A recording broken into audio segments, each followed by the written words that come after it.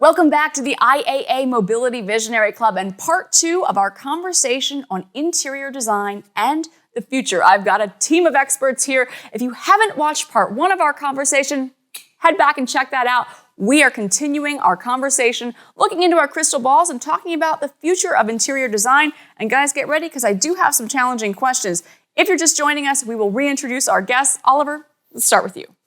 Thanks for having me. Oliver Siekert, Head of BMW Interior Design. Welcome, Oliver. Great to have you. Giles? Hello, yes, Giles Taylor, Vice President for Design for FAW Group China. Welcome. And Jeremy?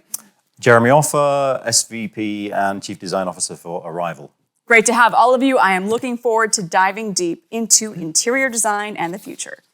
I'm going to throw out a controversial comment. You can say true or false and tell me why. The comment is, cars are increasingly connected. Customers want a digital experience. It's no longer necessary to spend a ton of money on the physical design. Agree or disagree? Avoid that at your peril, I would say. We know that portable devices give us our convenience in everyday situations, everyday life, and getting into a car is no different. And we've been through a process of decluttering our lives. Cars are these relaxation spaces, often between, business meetings, going beyond mobility. But I would never say that designers can then forget the feng shui, as I would call it, of that space. Attraction from a customer viewpoint, why one car is better than another. It's the same brief, same SUV, same size, same height. Why choose that one over that one? It's because you feel differently, and maybe the successful integration of these digital needs that we all have is just a little bit more harmonious in one versus the other. So I'm a great believer in formal design, but actually at the same time, a great believer in the digital future. So there's the challenge for all young designers. Let's talk about BMW as a heritage brand here. How do you balance that? I think there's definitely a shift. There's definitely a shift from a digital experience, and digital or physical experience steps back. But we are creating like an interior space. That's a space people are in. So you need to deal with physicality. We need to deal with ergonomics and all these topics. So I'm talking more about like creating or talking about like a theater analogy, like creating a stage and having plays on top of it. Yeah? And the plays are like the digital plays, so it's like more adaptive on the customer, but you need to create a proper space and a proper interior experience where people just feel well, and it's a lot about well-being also. As they spend more time inside these cars. So what does well-being look like in a car, right? I'm in a BMW, it's comfortable, I have AC. What else do I need? What are we talking about? It's not so much anymore maybe this pure ultimate driving topic about having a very tight sculpture you're sitting in. It's more about space and give some roominess. It's about the quality of materials, new materials, and not so much about traditional automotive design anymore. There's also even like in this old economy OEMs, there's a strong shift towards modernity and some reinventing automotive interiors. Let me ask you a challenging question here, and then we're going to talk about space, because I know that's a big one for you, space and light. Is there a risk for a brand like BMW that if they don't focus more on the digital experience, Google or Apple or one of the Silicon Valley players is going to build a super sexy supercomputer on wheels, and people are going to be like, I think I'm going to try that? That's definitely an interesting topic. And I believe that in the future, the brand shaping or the design experience and how you perceive a brand is very strongly coming over the digital content. So we have screens that take a lot of space in the interior. So what's going on, all this functionality in the user interface will shape the brand a lot. I think I think also historically software companies have always struggled when it comes to designing physical products. This idea of releasing a product and then iterating it and then re-releasing it, based on improvements on the software can't be done so easily with hardware. So that idea that the physical product can be manifested and built in the same way that software products can is completely wrong. You know, hardware is called hardware because it's hard. Yeah. You know, it's difficult to do.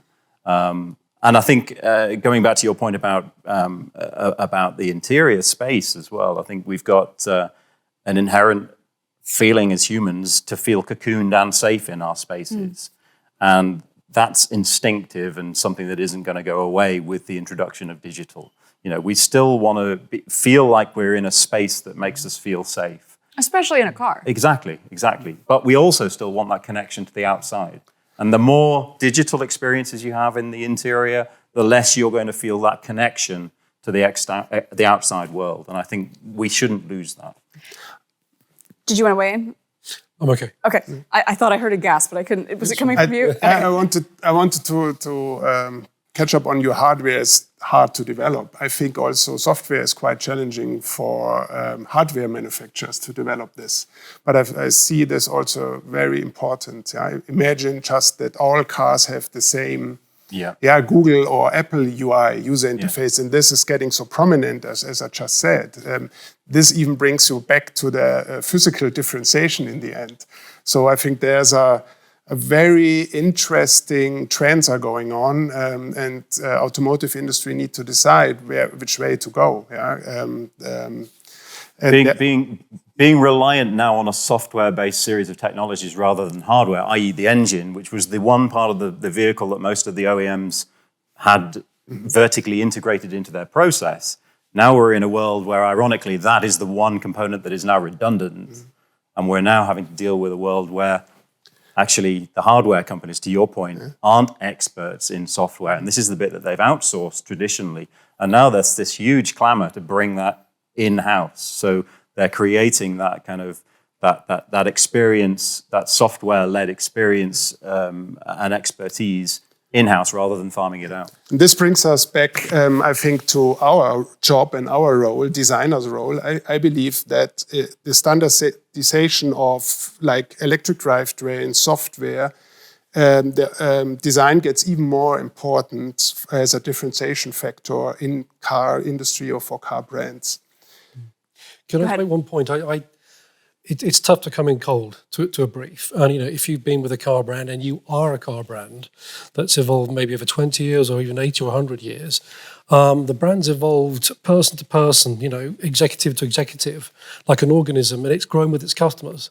And the ability for any one designer or marketer or engineer to actually connect with its customers and really understand what the product has to be, not because it's a BMW or a Rolls-Royce or an FAW product, because it actually represents what that customer needs at that particular moment in time, is incredibly sophisticated part of the IP of a company. So to come in, the startups, which I think are fantastic because they are disruptive and they cause the old wagons or the old tankers to sort of consider their future carefully, but to actually obtain that knowledge, which is a deep customer knowledge. And, you know, for Oliver and for Jeremy, you know, we don't reinvent a design every season just because we've got to think of another idea. The ideas have probably been fostered over 20 years or 10 years or maybe 3 years, but they're actually very deep understandings of what the customer base will need. And, you know, speaking here from, let's say, Munich, you know, you walk down Maximilianstrasse and you're looking either Prada or you're looking Hermes or whatever the high fashion brand is, you know, month on month, season on season, that changes. And everybody's picking up. And the same for the other end of the market, the mobility market, which isn't high-end luxury. But if you're clever and you're a CEO or you're connected with your customer, you'll be able to deliver, I think, a very meaningful product, possibly in advance of a Google, back to your point, or an Apple. Not to say they can't, but I think they've got a very tough task to come in cold to a new customer base that just happens to own an iPhone. And you don't want to be changing that product in that fashion sense that you're talking about in terms of being a responsible consumer. We want to hold on to our cars, particularly when there's no engine to wear out, there's no mechanical components to wear out. There's no reason why they should fall into that sort of fashionable trend where every 3-4 years we change our cars. Cars of the future, I feel, should have modular elements so that we can update them, and like we already do with software, but we should be updating the hardware. So as soon as the battery technology improves, the form factor that we design our current batteries in that fit into our skateboard should also be the same form factor that the new technology fits into, so that we create this sort of this modular building block, this grid architecture, if you like, almost like a Lego approach to populating the skateboard, the chassis that sits underneath the body, to enable us to update and create longevity in design rather than. Well, that's back to longevity in design doesn't sound too great from an OEM perspective. Well, maybe it doesn't fit the business model. Exactly. Yeah. Maybe it doesn't fit the business model. But that needs to change. We can't be just buying a new car every 5 years. But I think that's exactly what BMW hopes you will do, right? Maybe every 2 years. I mean, can we expect them to go against their own self-interest here? I would hope they would, frankly. Okay. Let's get more people out of cars and in public transport.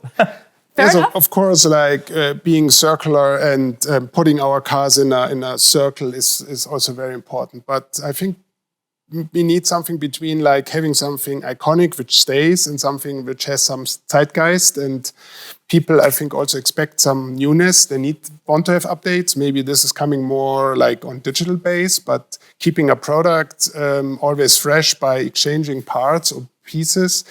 It's very attractive also from our side. That has to be the future, I find, is that modularity. So you keep the expensive bits that, frankly, nobody wants to throw away, and you update it by plugging in, more of a sort of plug-and-play architecture, if you like.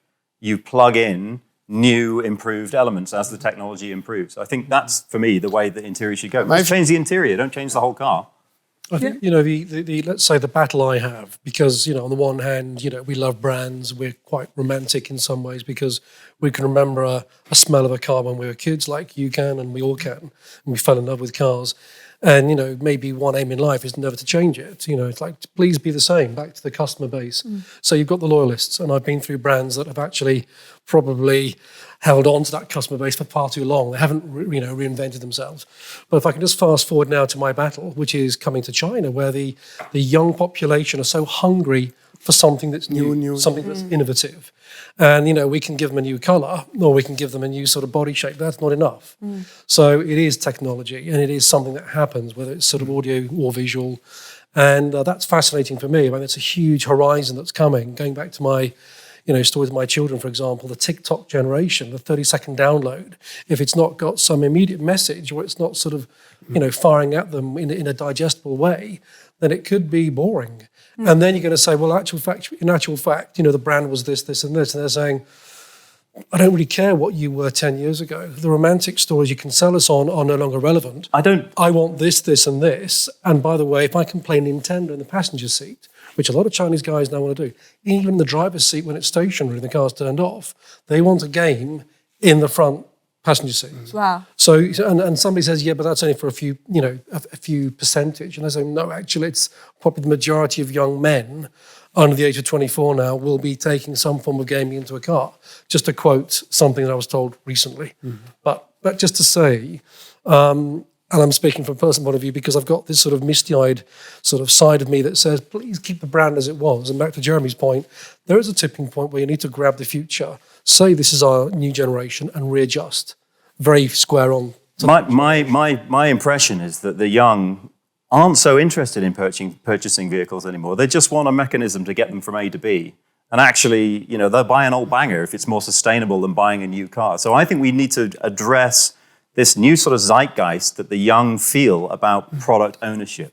This is a really interesting topic of discussion, and I wish that we had infinite time to dig into it. I really appreciate you guys bringing differing points of view. Your ideal car of the future is something where the basic structure stays the same potentially for our whole lives. You want video games potentially in the front seat. The future is ours to make. So thank you for contributing to this discussion, for sharing your visions as designers and as people who have experience in the mobility industry. I have one final question for you, and it's a fun one to shake off this conversation.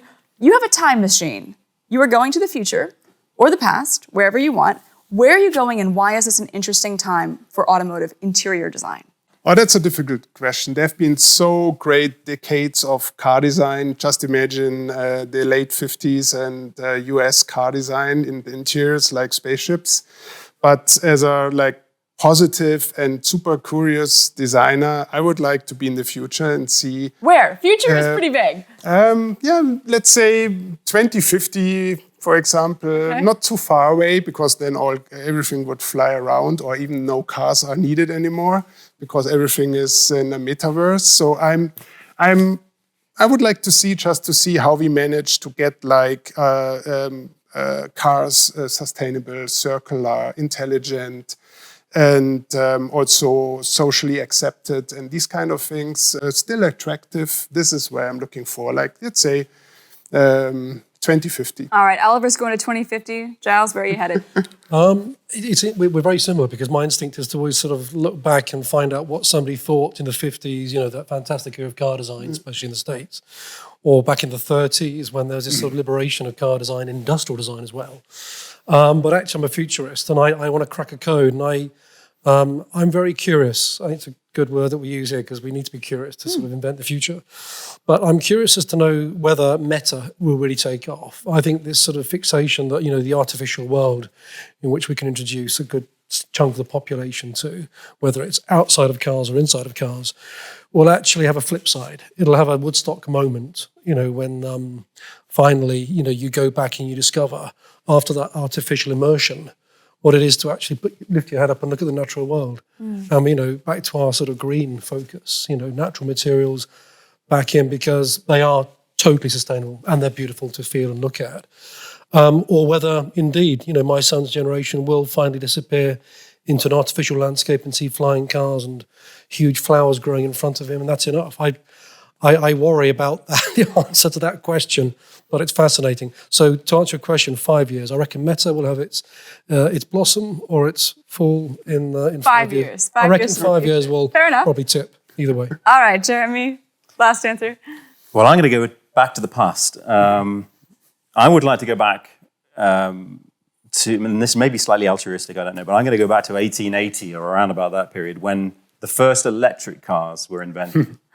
And for me, and I might change the course of history, who knows, for the worse or the better, but I might just sort of drip feed a little bit of information to them to say, you know, keep going, guys. You know, Jeremy has an agenda. Cool. You're on the right path. I hope that they can beat the battle with fossil fuels, because essentially that's effectively what happened, is that you did have this raft of electric vehicles created around about 1880. In fact, there were 30,000 electric vehicles on the roads by the turn of the 20th century, which I found a remarkable statistic. That is remarkable. Back to the future.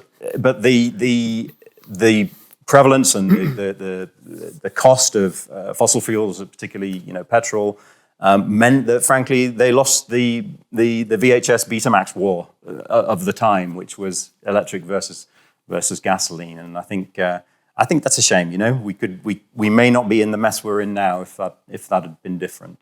Okay, Jeremy's going to the past. You guys are going to the future. We will all see what the future holds, and you guys are helping to construct it. Thank you for being our guest today on the IAA Mobility Visionary Club. It was a pleasure having you all here with us. You can find out more about design and its intersection with mobility. Check out some of our other episodes, including an interview with a designer who went on to become CEO of an electric car company. I'll see you soon.